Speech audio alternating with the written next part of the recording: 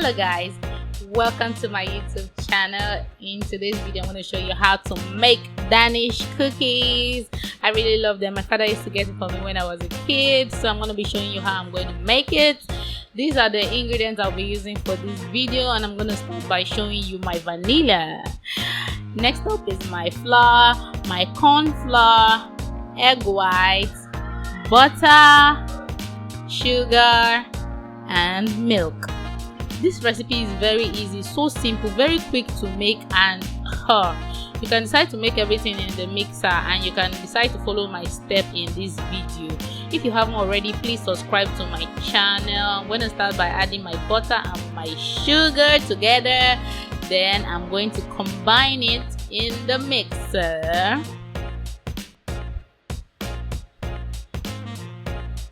I'm going to mix it until it incorporates properly. You might still be seeing the sugar, not to worry.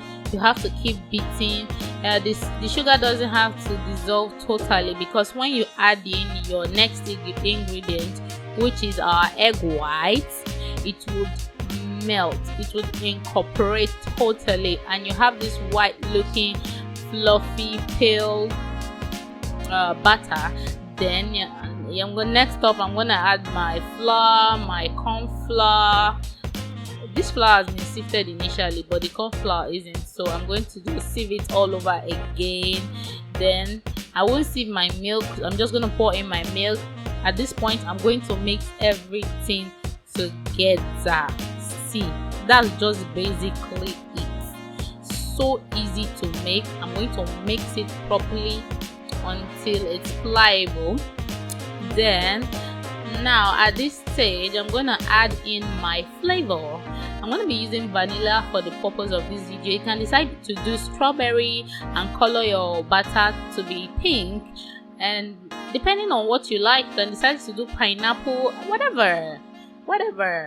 So I'm going to be using the Ateco piping bag and my 1M piping tip for this, and I'm going to make it easy for me by putting my piping bag into a container so I can comfortably put in my butter into the piping bag. If you're enjoying this video, please subscribe to this channel.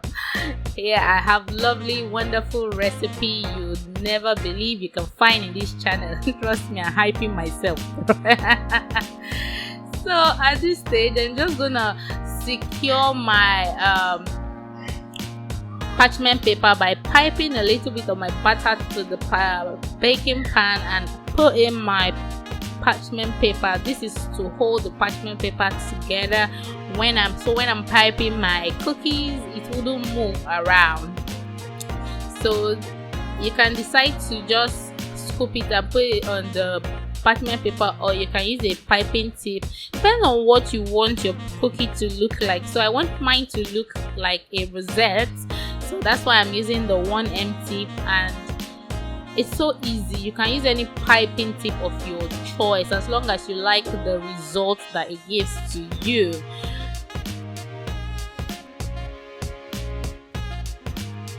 I'm gonna do this for all the baking sheets.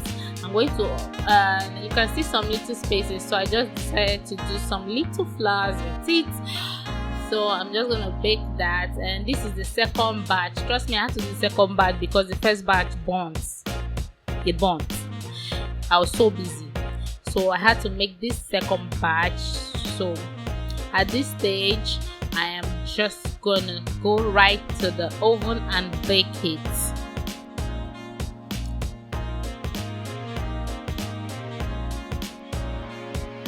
Ensure that your pan is at the middle while baking, and you set it to the right temperature.